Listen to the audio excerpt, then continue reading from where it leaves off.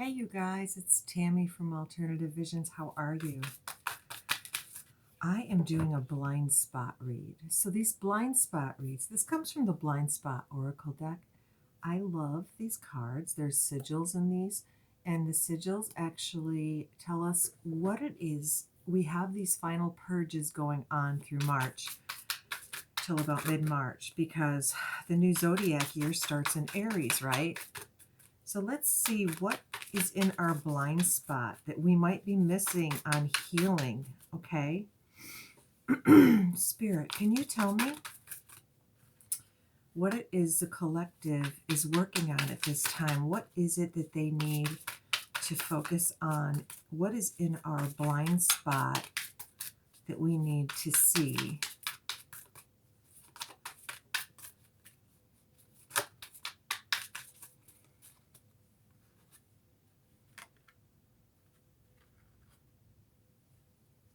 Okay. You guys, hit that like button for me and the subscribe to the channel, and share this with your friends. And if this resonates at all with you, please let me know in the comments below, or you can email me. All my information's in the description box below, or it's in the about channel on the about section on my channel. All right. I hope you guys are having a wonderful evening. Let's see here. And anything more, Spirit. One more time around. Oh, that's an awful lot. Okay, you guys. So I've got 6 cards here. That's enough because this book has a lot to say. So we are still working on some stuff. This is releasing things. This is purging, the final purge, getting rid of the last bits of the old world as we head into the age of Aquarius, okay? Living from our heart space. So we've been purging old stuff as we go up through our ascensions, and instead of logically thinking, we're going to do things from our heart where we're feeling, okay? That's what the age of Aquarius is all about. Where we used to think, say, oh, I just thought up this idea, I'm going to go for it, and you logically think it's a good idea and it would work. Those things you're going to find aren't working anymore. So now we're going to go into our heart space, and that's where somebody might ask you a question like, well, why do you want to do that? And you say, well, you know, it feels right to me. It feels like it's something I want to do. So that's the age of Aquarius that we're heading into. So on we go. So identification, card number 53, which does narrow down to an 8. So you can look up the number 8. I call it the as above, so below number. You are currently so identified with something that you cannot separate yourself from that thing enough to be objective or conscious about it. Identity is the condition of being oneself, one separate self. That's the other part of Aquarius. It's that breaking down of that ego mind. We need our ego for discernment, yes, but we're quieting it down. We are not separate from anybody or anything. We are all one. We are all connected. And that's where we're heading. We're the ones that are going through the shift. We are the pioneers for the shift for the next 2,000 something years, whatever it is. Here we go. Ready? Several generations to follow us. So identity is the condition of being oneself, one separate self. Another word for this is ego. Whenever we associate something with ourself, we identify with it. It becomes part of us, the same as us. This is what attachment really is. It is identification. And if the thing we identify with is threatened, We experience it as a threat to our own survival, a personal attack. One could argue that identification is a good thing when we identify with things that makes us feel good. But the minute we identify with something that causes us to feel good, it contains within it the seeds of its own opposite, worthiness. Worthiness carries the seeds of unworthiness. Excitement carries the seeds of disappointment. Far more troubling, however, is that we often identify with things that cause us to feel bad, and then we have to keep those things alive in order to keep our own sense of self alive. When it comes to identification, it is not only things external to us that cause us suffering, it is also identification with things we perceive to be internal. We are the most identified with the three primary aspects of ourself: our body, our mind, and our emotions. Each of these aspects is inherently a different expression of source consciousness. We mistake these expressions for the totality of who we are. It's a bit like a painter who has become so identified with his painting that he has forgotten that who he ultimately is more than his painting. We think we are our emotions, we are our body, and we are our thoughts. In truth, you could disidentify with just about anything. To disidentify with something, you must first identify it as different from yourself, as other than you. For example, if you would like to disidentify from your own pain, all you must do is to conceptualize your pain as a separate entity, and when you experience pain, observe the pain as if you were watching this separate entity reacting. In this way, you do not take the pain personally. I also think you're not being responsible. That's not very good self-care, is it? This sigil will remind you never to do this, separating from process with an attitude of resistance. Instead, allow the aspects of you that you want to disidentify from by exposing them to our conscious awareness, to fall away like rose petals exposed to the sun. This is the key. To try to push away the things you are identified with only causes you to become more identified. It only causes you to feel rejected by yourself. You will essentially cause an intense survival reaction in response to your own self-rejection. You cannot try to take something away from yourself without hurting yourself, as it applies to body, thoughts, and emotions. You cannot try hard to disconnect from those aspects of yourself without those things being perceived internally by you as self-abandonment. The way to allow these aspects to fall away is first to recognize them.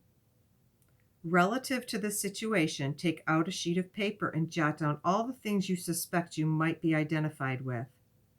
You can be sure that there are many more than those you write down, but this is a consciousness exercise. A good way to find things you are identified with is to look at everything you call mine. For example, the minute you say my friends, you are identified and thus attached to them. Also, everything you would put after I am blank. For example, the minute you say I am sexy, you are identified with being sexy. Try to identify thoughts and beliefs you are identified with. For example, money doesn't grow on trees might be a thought you are identified with. Try to recognize emotions you are identified with. The ones you are the most identified with are the ones that are chronic or come up most often. For example, disappointment might be one. Also, try to recognize the aspects of your body that you are identified with. For example, if you see yourself as fat, you are physically identified with being fat. Anything you identify with will cause a strong reaction in you. The ego has owned it as part of its composite self. Whenever those things are threatened, the ego will go into a state of reactivity and defense. The ego has motive To maintain these aspects of our life, even if they cause us pain, it sees the loss of these things as annihilation. If you have drawn this sigil in this situation, you are not seeing your identification clearly. A little disidentification will do you some good. As I said, the blind spot read does take some time because I do have to read it from the book. There is nothing to interpret on these cards at all. This is definitely an educational type of reading. Hopefully you guys will like it. We do have some more cards here. The second card we have is number 66. Adds to a 12, breaks down to a 3. This is conversion. This all makes so much sense too. This is all about where we're headed. The oneness with all. I did a healing meditation a while back about closing your eyes and going within and scanning your body. It was a body scan healing. And in that healing video, you can go back and look on my channel and see if you can find it. But on that healing video, it literally tells you to go into your body and feel where the pain might be in your body. You're scanning your body, okay? I'm a body worker as well as a light worker and a healer. So understand I have a lot of experience at this. A few decades anyway. The reading part I've been doing all my life, but my spiritual side. But as far as like the body work and stuff, I'm 20 years in. So I've learned a lot how people do actually hold issues in their tissues. Stress is a real killer. I mean, doctors have told us for years, and as we hold this stuff in, it can create ailments. So in the age of Aquarius, as we raise to the 5D, the fifth dimension, you can find videos on what that is if you don't understand it. Maybe I'll even do one. The research that I've done in trying to understand it myself, I can pass the information on with you. If you'd like to see more videos on it, please definitely comment below. Okay? So number 66. Conversion. You are either being congratulated or warned. Either you have made a positive change on the mental and emotional level that is now converting in the body physically as increased well-being, or your lack of awareness of emotional and mental stress is now making it become physical in the form of decreased well-being. What was I just talking about? I had no idea. This deck, I've only pulled a few cards on it. I don't pull from this deck that often. When I'm doing my own healing and my own stuff, I may pull 1 or 2 cards out of this deck. So I don't know what all these cards are. But exactly what I was just talking about is exactly what this card is telling us. So this is why a lot of readers are telling you, watch your health. Take care of your temple. Your body is your temple. Hands on heart, ask your body, what do you need right now? What would you like to eat right now? Do you need more water? Do you need more exercise? Ask your body what it needs. And I'll tell you, there was a time in my life where I actually did paleo, and I could not believe the transformation that took place within my body. I was also doing CrossFit workouts, and I have to tell you that it was the happiest I've ever been in my life. And I literally, when I was feeding my body in that way, that really worked for me. And my body literally, like when I ate a berry, when I was detoxed out from all the bad sugars, carbs and stuff, and I was eating real wholesome food, a lot of live food more than dead, I will tell you that I could not believe the difference. And when I ate a berry, I could feel the energy I got from it. That was my sugar. That was my carbs. I ate my carbs early. They were for my breakfast, maybe a little bit at lunch. Your vegetables have carbs in them too. So it's really, I think a lot of people are really tuned into diet now, and they have been for the last several years. And there was a real big kickoff, I think probably around 2013. I started seeing it really, really take off. So find what works for you. Add more live foods in your diet. Definitely drink a lot more water. And don't tell me you don't like it because it tastes bad, because water has no flavor. And if your water has flavor in it, something's wrong. So you might want to get it checked. Back to the story. All right. The emotional and mental aspect of the truth of yourself that you are not aware of or are not admitting to is converting into physical symptoms. If you have drawn this sigil, you must pay close attention to your body. Your body is a manifestation of your consciousness. It is trying to get your attention. It is either congratulating you for a change you have made, or it is trying to get you to make a change. It is trying to convey a message to you about your personal truth. You are not separate from your thoughts and emotions. For example, if you are constantly tired, you may be living your life according to what has to be done, which is sucking the inspiration and intrinsic motivation out of your being. And that may be converting to actual chemical changes in your brain and your muscles. If you feel totally out of control and powerless within relationships, you may perceive yourself to be totally out of control of the process or free will involved in giving and receiving from others. You may tend to feel isolated, distrusting, end up in love-hate relationships, have difficulty committing to relationships, and therefore, because life is relationships, have difficulty committing to life on earth itself. Because of this, you may be in a fight with whether to take in life at all, and as a result, this way of being converts to physical illness. One method that we can use to become aware of what is occurring within us is to close our eyes and ask to see the part of us that is affected in our mind's eye. We let the image appear however it appears. You're just going to allow it. Just allow. Clear your mind and just allow. Okay? We can begin to observe it and study its behaviors and perspectives, wants, needs, and motivations. We can ask it questions. We can explore its relationship to other parts within us.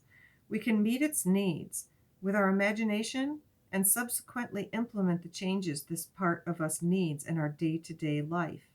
Another useful method is to decide to allow the consciousness of the part of your body where the conversion is occurring, or the ailment itself, to take over your body. For example, you could allow the consciousness of your own headache to take over your entire body. Or you could allow the consciousness of your left kidney to take over your body.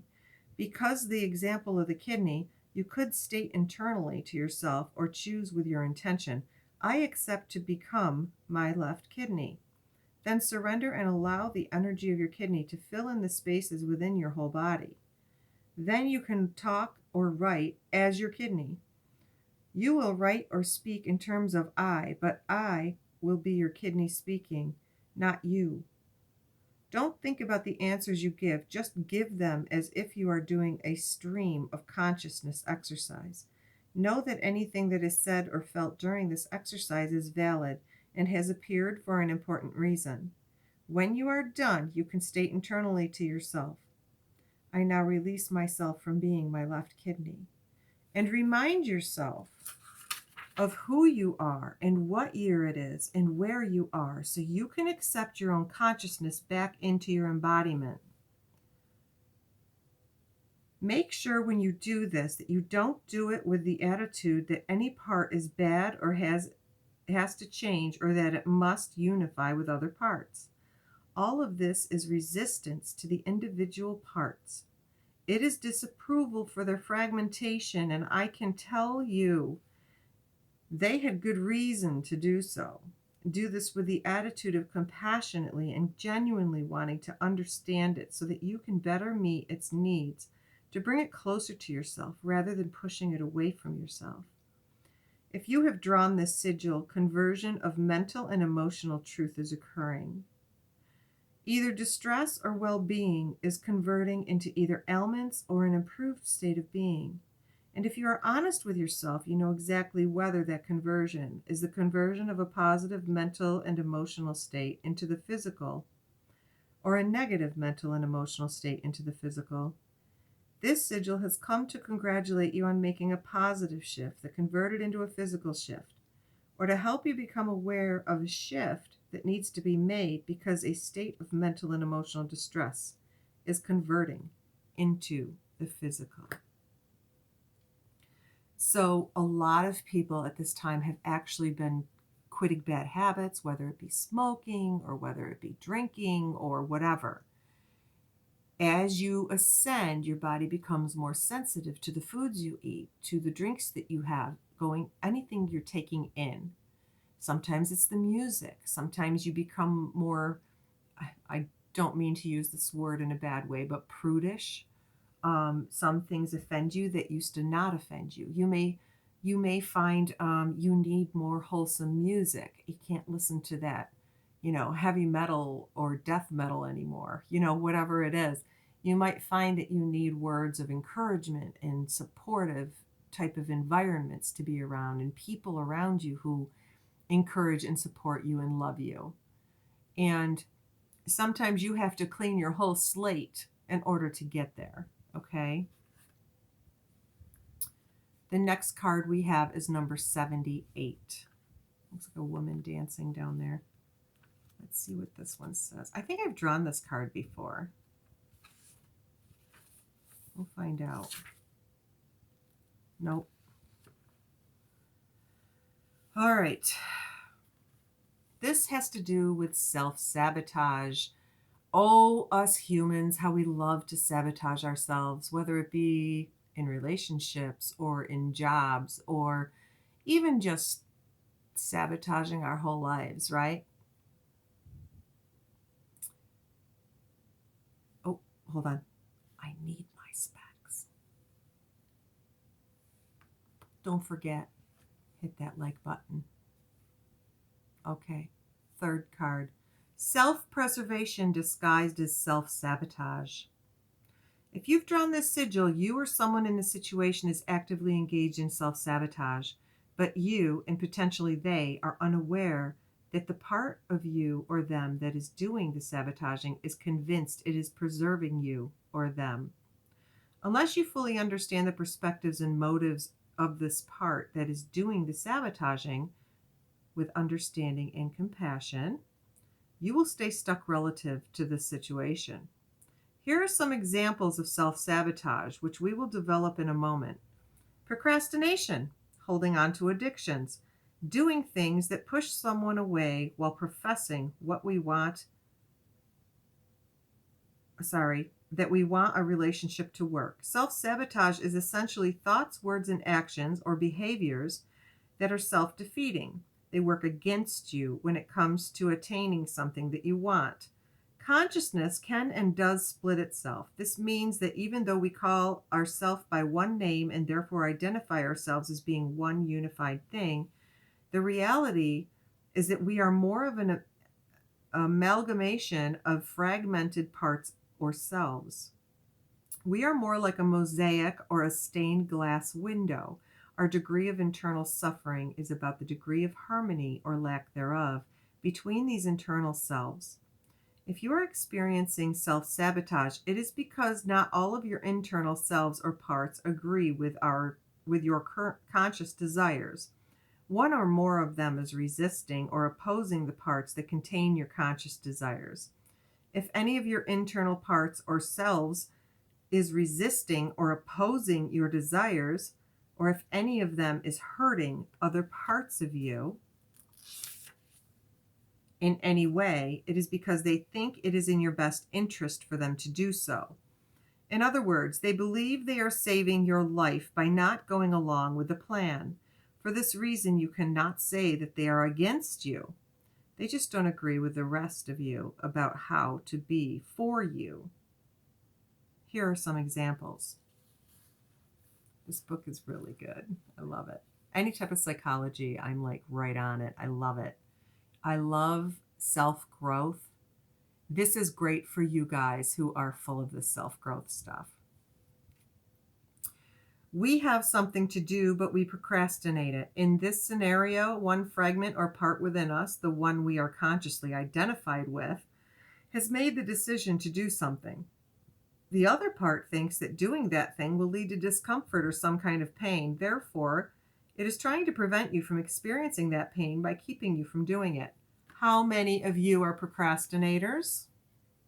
I think most of the human race has procrastinated. Some on a daily basis. I'm guilty of this. I'm known as the procrastinator. It's something that I've been trying to break habits of. We hold on to addictions. This is number 2. We hold on to addictions like binge eating or drinking. In this scenario, one part, the one we are consciously identified with, has decided it is committed to stop the addiction. The other part believes that the life you want is not actually possible to achieve, and so it thinks that letting go of the addiction will simply make it so you are in hell alone and now have to just sit in the agony of that misery permanently. It would rather you have the drug. Number 3, consciously, we really want a relationship to work, but we keep pushing the other person away or doing and saying things to create conflict in the relationship. In this scenario, one fragment or part within us, the one we are consciously identified with, has made the decision to be in a relationship and make it work. Another part knows that relationships have been so painful in the past and that it has been abandoned and therefore thinks abandonment is inevitable. So it is trying to save you from the pain of getting attached to something you are inevitably going to lose.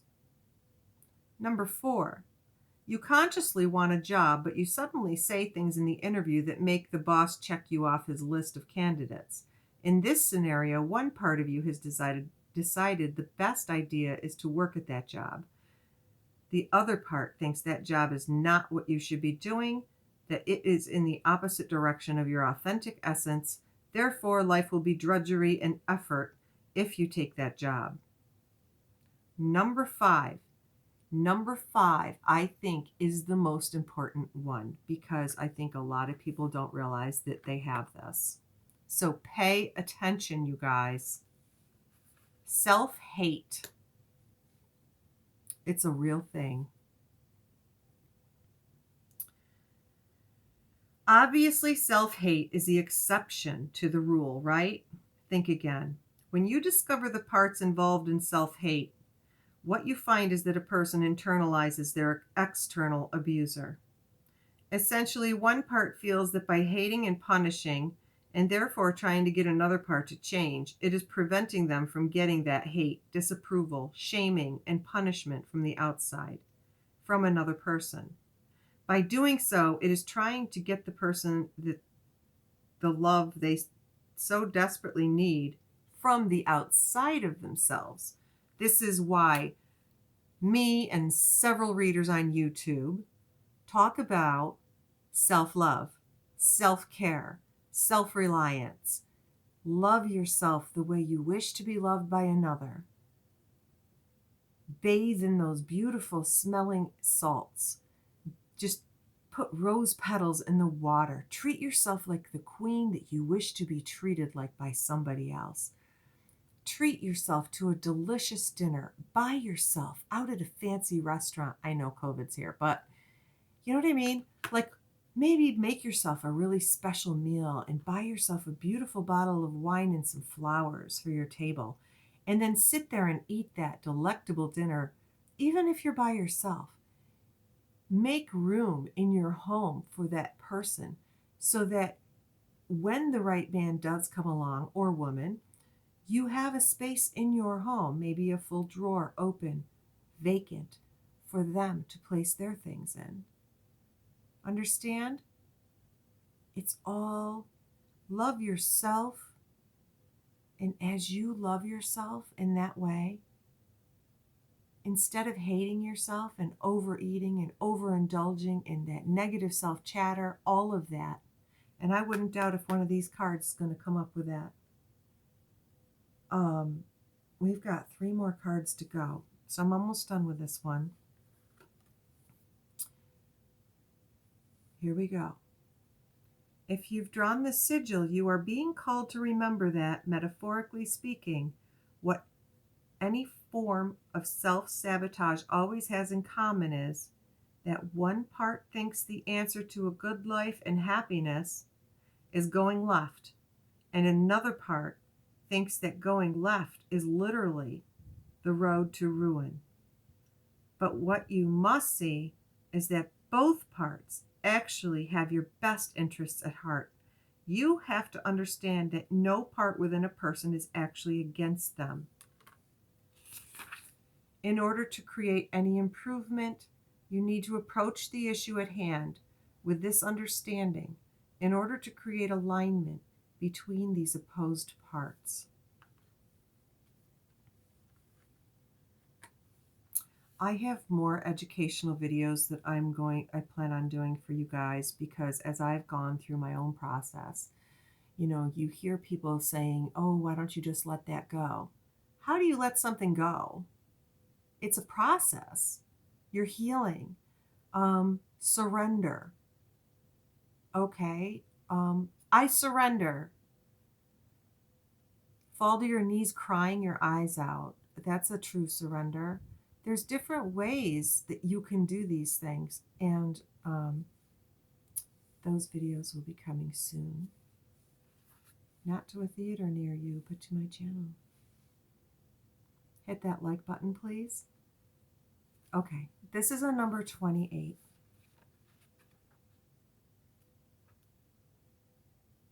In your blind spot.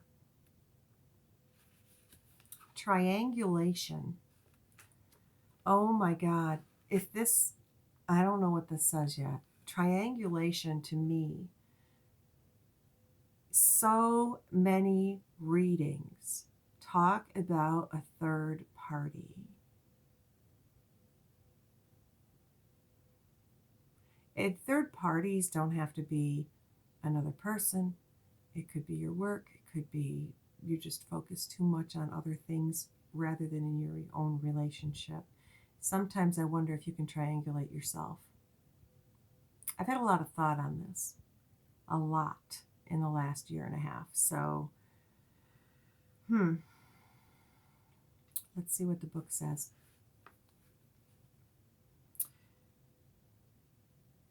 If you've drawn this sigil, the thing you are not clearly seeing is triangulation. This could mean that you are being triangulated, or you are triangulating people against someone, or people are triangulating you, or triangulating against you, or all of the above. I'm going to like this one. Triangulation is one of the most common tactics of social manipulation, and it usually happens subconsciously. Triangulation occurs when, instead of communicating directly to someone that we have a conflict with, so as to create resolution, we go to a third person with a subconscious or even conscious desire to get them on our side, against the person we have the conflict with. We may use them as a go-between to relay information to the person we have the conflict with. But this is not the same as using an intermediary, because the subconscious intention in triangulation is to divide. We are using one person against the other. Subconsciously, we think our only way of maintaining our self-concept of being a good person is to get other people to validate that we are the good one in the conflict. The way to do this is to also get that person to have an issue with the person we have an issue with. We have decided that the best way to get someone to side with us against someone else is to make ourselves look like the good guy and the other look like the bad guy.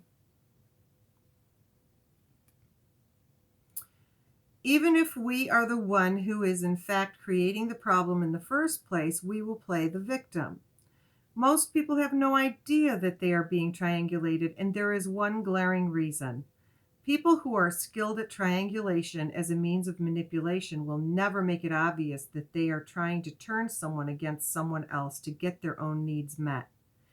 Instead, they will misdirect and lie and do and say anything that makes it look otherwise so as to never have their tactic, which is often highly subconscious, be seen. And the most common camouflage they use is other people's insecurities. When we have unmet needs, it means we have insecurities. For example, if someone needs to be understood, that person has insecurity about being misunderstood. Therefore, if we are going to triangulate effectively, we are going to play that person's insecurities against the person we have a conflict with at the same time as giving them the impression that we are going to meet their unmet need. This is especially easy to do when people are lonely.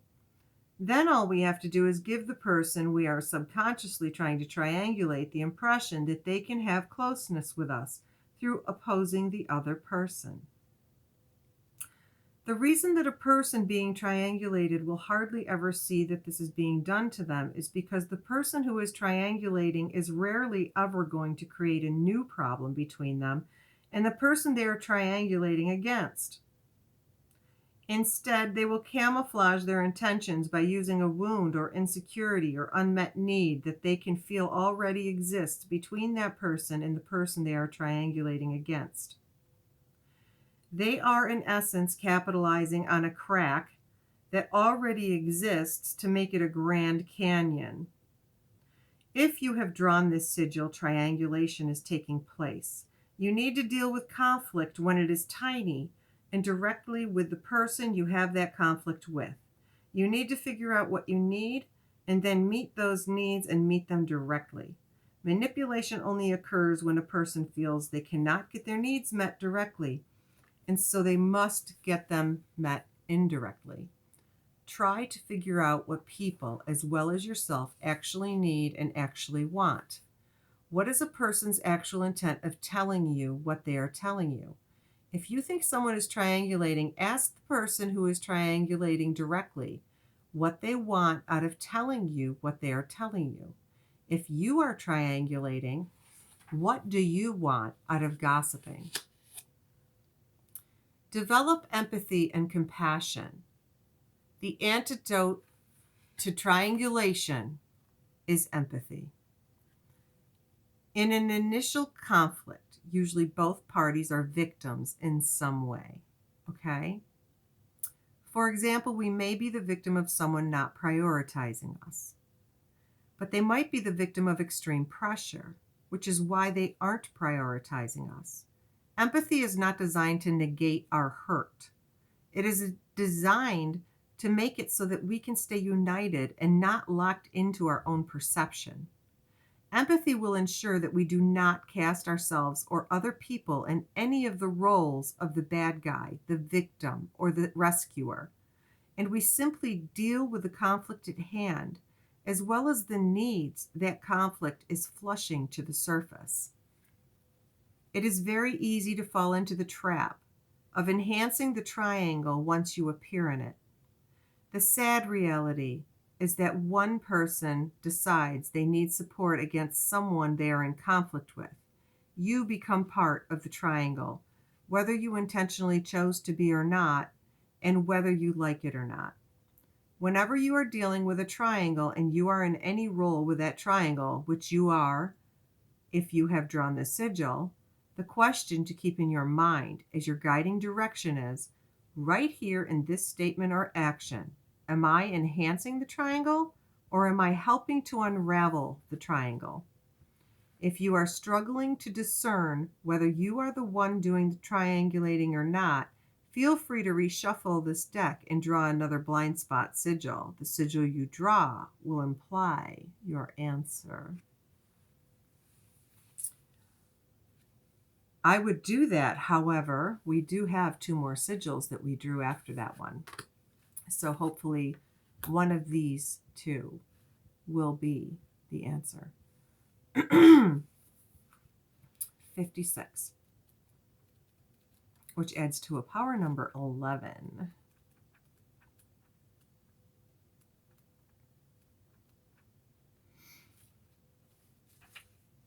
Okay. Oh, thank God this one's a little bit shorter. This is called the comfort zone. I like this sigil. Kind of has a crescent moon on it. Looks like a little yin-yang symbol there. If you've drawn this sigil, you are not clearly seeing that so much of what you are doing is about your aversion to unfamiliar, to the unfamiliar. And sometimes aversion to the unfamiliar is the way to ensure you will never line up with what you truly desire and truly need. Things that are familiar feel safe to us. They feel known, predictable, and controllable. It is perfectly understandable why we gravitate towards things that are safe, but this can lead us to a life of limitation.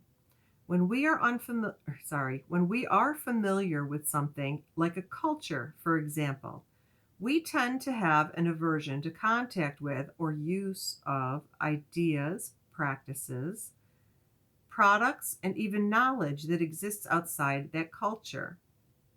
It doesn't take a genius to see how much of a problem that can be. The misconception people have about anyone who is afraid of getting out of their comfort zone is that they are afraid of the unknown. Knowledge is often used by the ego to keep itself away from the rocky seas of uncertainty. But the idea that anyone fears the unknown is totally false. You don't fear the unknown. If we truly feared the unknown, babies would fear everything, and they do not. What we fear is what we project into the unknown based on our previous experiences. When we are facing the unknown, the mind goes to work projecting its already acquired fears into the unknown to try to predict what lies there, and then goes to work trying to figure out how to avoid those fears. It is those projections that we fear. For example, if we quit a job that we have been working at for 10 years to do something radically new and different with our life, we are venturing into the unknown. But we don't fear that unknown in and of itself. We fear the potential failure and fall from grace that we would experience socially by venturing into the unknown. We fear this because we have experienced the feeling of failure and fall from grace before and wish to avoid this feeling at all costs. And we fear the potential unwanted things we predict that the unknown could contain. If we learn to not project our fears into the unknown would no longer be scary. This sigil tells you that you are using the fears you are imagining exist outside your safety zone to validate your choice to stay in your safety zone. And so you are a prisoner to your own refusal to feel uncomfortable. Getting out of your safety zone, which is what you really need to do at this time, implies being willing to experience discomfort for the sake of your own expansion. You guys, we have to get very uncomfortable. We have to continually be in the uncomfortable zone in order to make it through this next phase. So get used to being uncomfortable, because you're going to learn how to move forward through feeling. How many of you have an open heart? How many of you are working through an authentic you? These are things we're purging right now. These are things we need to really focus on letting go of. It gets deep. There's a lot of layers inside here, right? Especially when you get to my age. I got a lot of years behind me.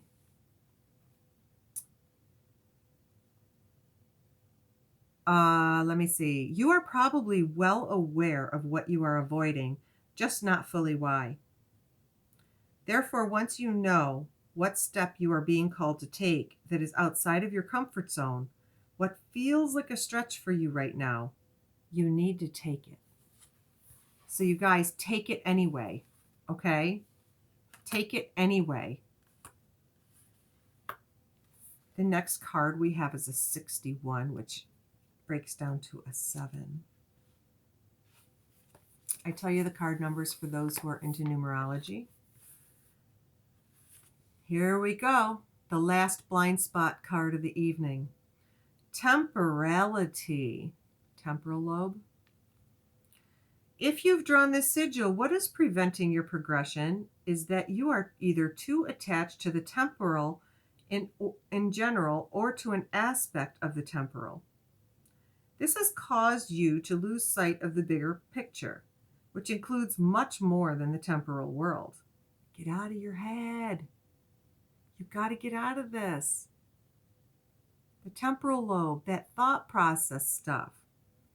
This has caused you to lose sight of the bigger picture, which includes much more than the temporal world. You might be looking for a solution that does not exist in the temporal world. That is like looking for a lost key, but being convinced that the key is somewhere in one specific room, and never finding it because the key you are looking for is not even in that room. The temporal world is a world of the purely physical.